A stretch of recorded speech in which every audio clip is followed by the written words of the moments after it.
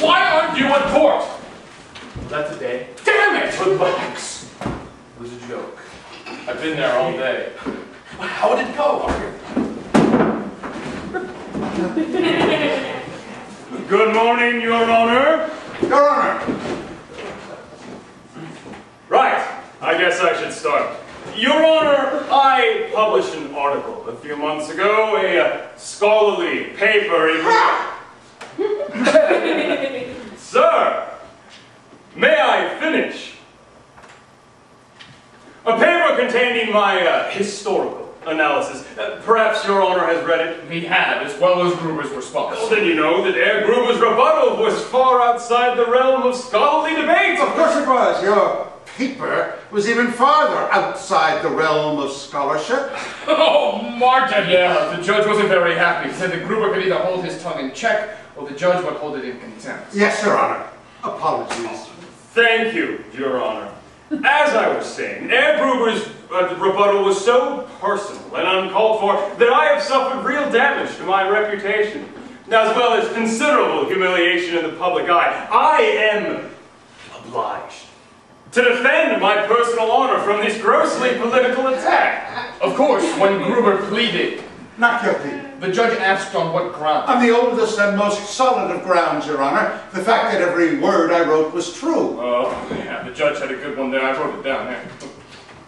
You wrote, Herr Gruber, that the plaintiff was, and correct me if I'm wrong, a liar, a traitor, a blackguard, and a poisoner of public discourse. Succinctly put, sir. And you feel this to be an accurate assessment? Feelings have nothing to do with it. It is true, and I intend to prove it. Oh, prove that writing history is treason. Writing fiction and calling it history, yes. A difference of opinion does not justify the kind of accusations you printed, Herr Gruber. And there's more than that, Your Honor. I intend to prove the evidence to the contrary, so conclusive, so overwhelming, that no honest historian could make the claims Herr Kossmann does. That to do so requires a willing ignorance of fact and the slander of honest Germans. And that, I contend, is tantamount to treason.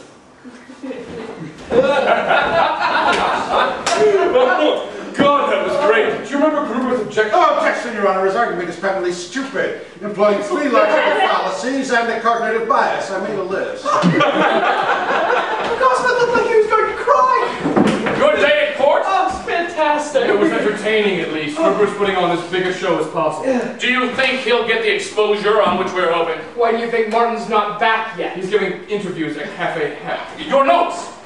My suit is not a matter of pride. I would urge everyone to remember that. Not of pride, but honor. In my pamphlet, I address the honor of our nation, and that of the men and boys of our armies and navies, treacherously labeled with the guilt of war and failure. I wrote in the public's interest to defend our nation's spirit. I seek redress for my own honor, gravely offended by Herr Gruber's vicious and personal attack, an attack out of all proportions to the article he claims provoked it. Before I open, I would like to address this theme of honor, of which Herr Kossmann just spoke. To any man who has served in the army, such as myself or my colleague Edmund Goldshaw, the honor of our soldiers is unquestioned. Had they stood for but a month against the onslaught of superior arms and numbers, they would be counted among our nation's heroes. As it is, they fought in trenches for over 4 years, and even the scholars of England and France attest to the ferocity of their 1917 offensive. But the Kossmann claims our loss stems from a contaminated front, from soldiers who allowed the enemy among them and lost the will to fight. For any man who has served to hear such a claim from one who has not is sickening. And this is honor. And Kossmann rails against the liberal leadership of our country, the Social Democratic Party, but his conspiracies and rhetoric are nothing more than an endorsement of murder, like that of Walter Rathenau, or the attempts against my own colleague, Bavarian Party leader Erhard Auer. Is this then Well, he certainly came out swinging. Over and above these questions of honor, Cussman's,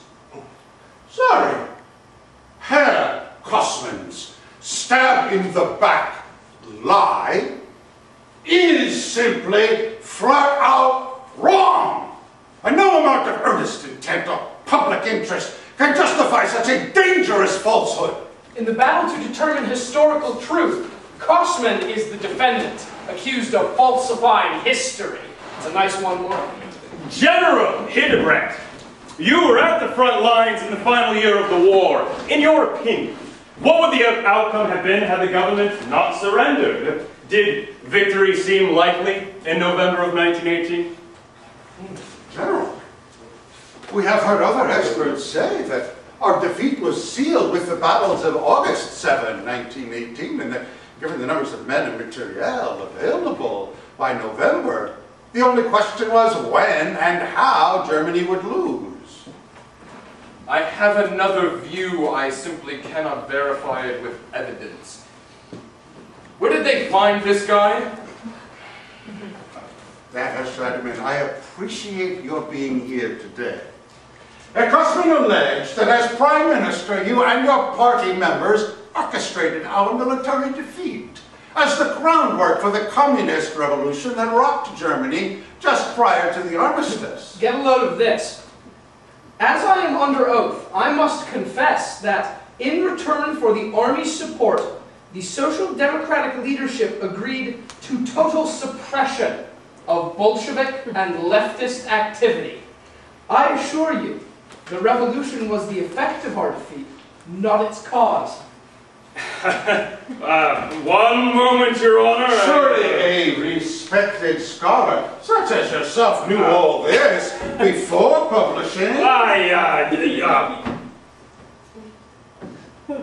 Really? As you can see, Cussman's pamphlets constitute a libelous attack on the Social Democratic Party. As a party organ, the Munich Post was obliged to respond in a pointed... Your Honor, if I may make a quick clarification, my accusations were intended for the wartime Social Independent Democratic Party. No accusations were intended for the Social Democrats in their current form. If I may read from the offending pamphlet. And now, these same traitors walk our corridors of power. None know where their allegiances lie, but it is certain they are not with Germany. As we can see, Cussman's pamphlet clearly accuses our party. Accusations which he has just conceded have no justification. By Cussman's own admission, his article is a falsification of history. Magistrate told them to make their closing arguments today. I saw the other papers are already writing the speeches. We have seen these past few weeks that Herr Gruber is a formidable speaker, with a firm head for the numbers of brigades and tons of ammunition.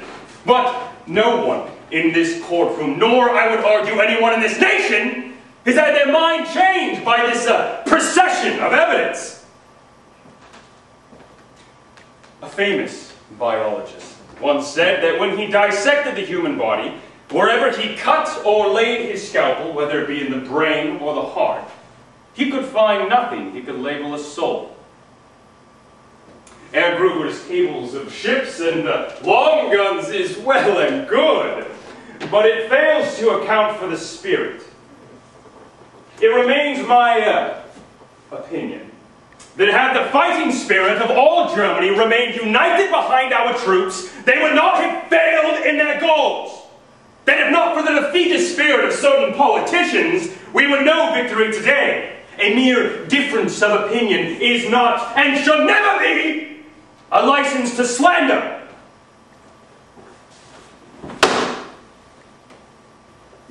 Your Honor, let me defend my words.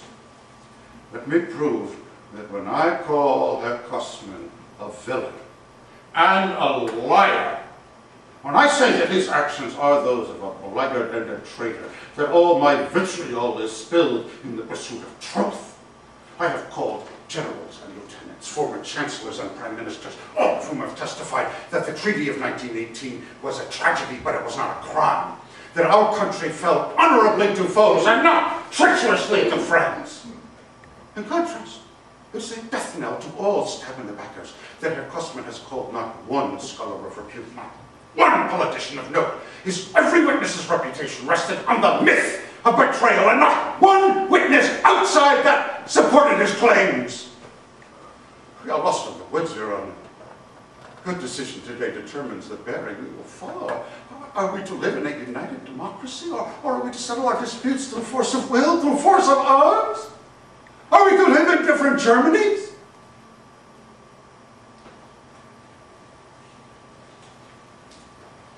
I could go on, Your Honor.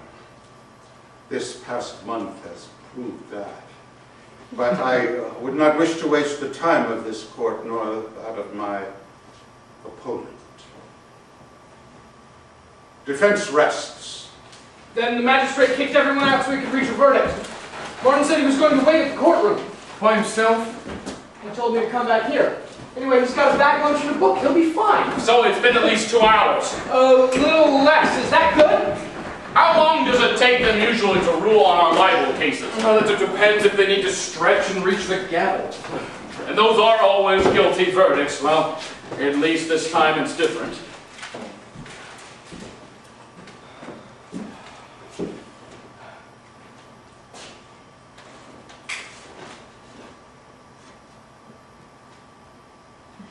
Well? Guilty. Ish. You're killing me, Martin.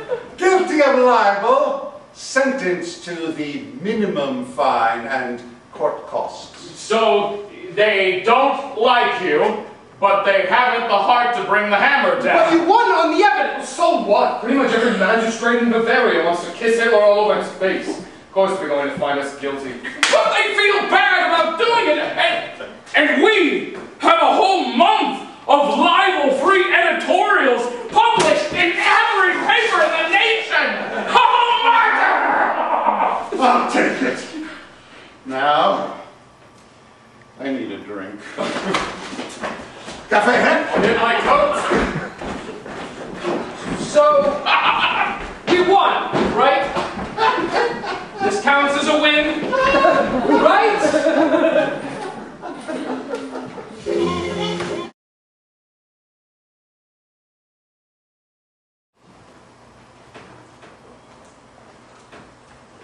Those early years.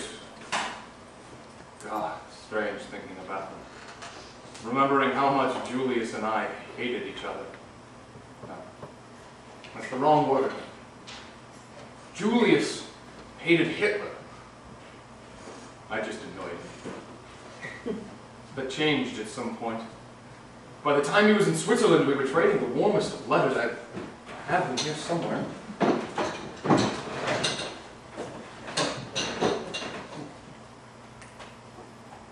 I don't have much left of my friends. I have Julius's books, of course, short-run books of poetry. I reread them sometimes, trying to find traces of the post. It's not there. All I really have are these letters and the singed diary of Gruber's. Our